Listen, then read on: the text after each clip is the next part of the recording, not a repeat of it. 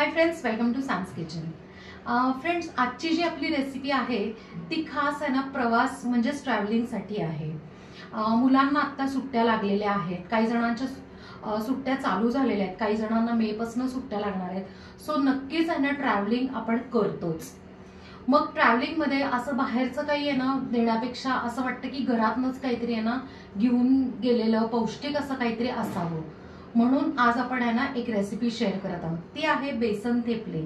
हे जे बेसन थेपले आहेत ते तुम्ही ना इतर वेळेस सुद्धा नाश्त्याला खाऊ शकता किंवा अगदी 12ही महिने ना आपण टिफिन मध्ये पोळी देतो, तर त्याच्याऐवजी पोळीच्या ऐवजी तुम्ही फॉर अ चेंज आहे ना बेसन थेपले सुद्धा देऊ शकता। सो नक्की ही रेसिपी करून बघा आणि मला कमेंट मध्ये सांगा।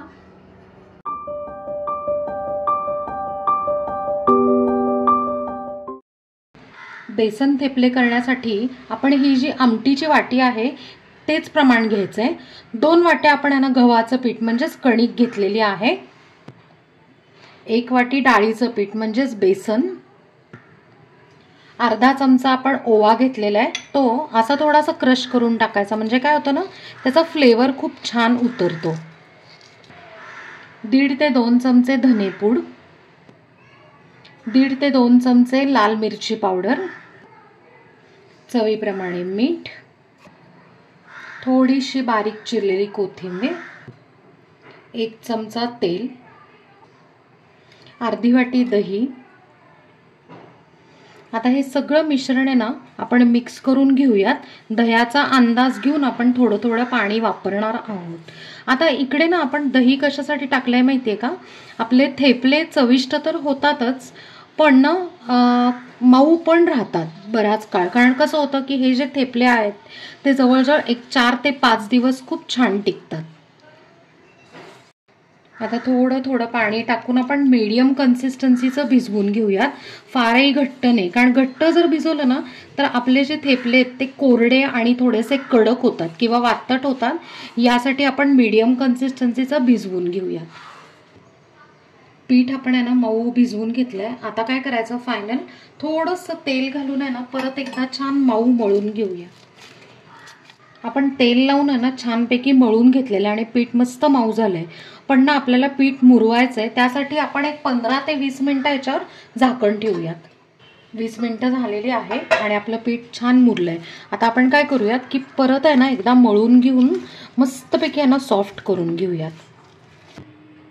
परत एकदा आपण आहे ना छान मऊ मळून घेतलंय।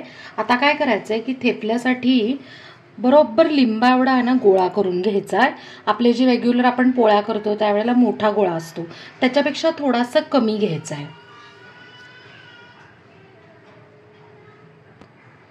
आपण तो छोटा गोळा जो आहे तो सुक्या पिठातनं काढलाय आणि थेपले लाटून घेऊयात। आता डायरेक्ट असे प्लेनच लाटायचे, आपण जसं आहे ना पोळीला मध्ये तेल वगैरे लावून घडी करतो, घडीची पोळी करतो तसं नाही करायचं, प्लेन आहे ना करून घ्यायचे।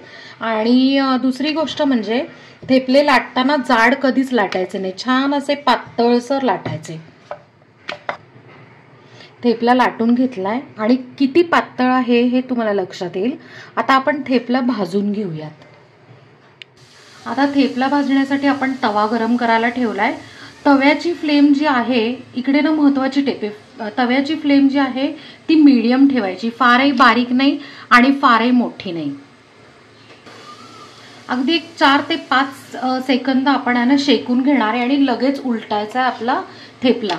काय होतं हे बघा, तुम्ही बघू शकता की अगदी थोडेसे पांढरे डाग पडले की अशा वेळेस आपण आहे ना पलटून घ्यायचं, म्हणजे उलटून घ्यायचा थेपला। कारण इकडे विशेष टीप आहे, जर तुम्ही जास्त वेळ ठेवला, जास्त वेळ जर भाजला तर काय होतं माहितीये का की कडक होऊ शकतो। जर तुम्ही लगेच उलटला तर आपले थेपले मस्त मऊ राहतात। आता लगेच या साईडला तेल लावून घ्यायचं। तुम्ही जर प्रवासात नेणार असाल ना तर तेलाने भाजले तरी चालतील, पण तुम्ही जर लगेच खाणार असाल तर तुम्ही तुपानी किंवा बटरनी पण भाजू शकता। आणि आता थेपले भाजताना एक महत्वाची टिप आहे की फटाफट आहे ना थेपले पटापट भाजावे लागतात, ते जास्त वेळ ठेवून उपयोग नाही। आता बघा इकडे तुम्ही बघू शकताय हलके असे डाग पडलेले आहेत। आता हलक्या हाताने किंवा असं ना उलटण्याने हलकं आहे ना प्रेस करून हे करायचं, जास्त प्रेस करून जर आहे ना थेपले भाजले तर कडक होऊ शकतात। आता आपण उलटून घेऊयात, इकडे दुसऱ्या साईडने पण मस्तपैकी आहे ना डाग आलेले आहेत. अगदी 1 सेकंद दुसऱ्या साईडनी भाजून घेऊयात. 2 सेकंद आपण भाजून घेतलेला. आता हा थेपला आपण काढून घ्यायचा आणि अशा पद्धतीनेच बाकीचे थेपले सुद्धा लाटून भाजून घेऊयात. आपण थेपले करून घेतलेले आहेत आणि थेपला किती मऊ झाला आहे हे मी तुम्हाला दाखवते. हे बघा, इतकं छान मऊसूत झालेला आहे. फ्रेंड्स, मस्त असे मऊसूत आणि 4 ते 5 दिवस टिकणारे चविष्ट असे बेसन थेपले तयार आहेत आणि ते आपण सर्व करून घेतलेत. त्याबरोबर आपण मस्तपैकी यांना ताजं दही आणि लिंबाचं लोणचं असं सर्व करून घेतलंय.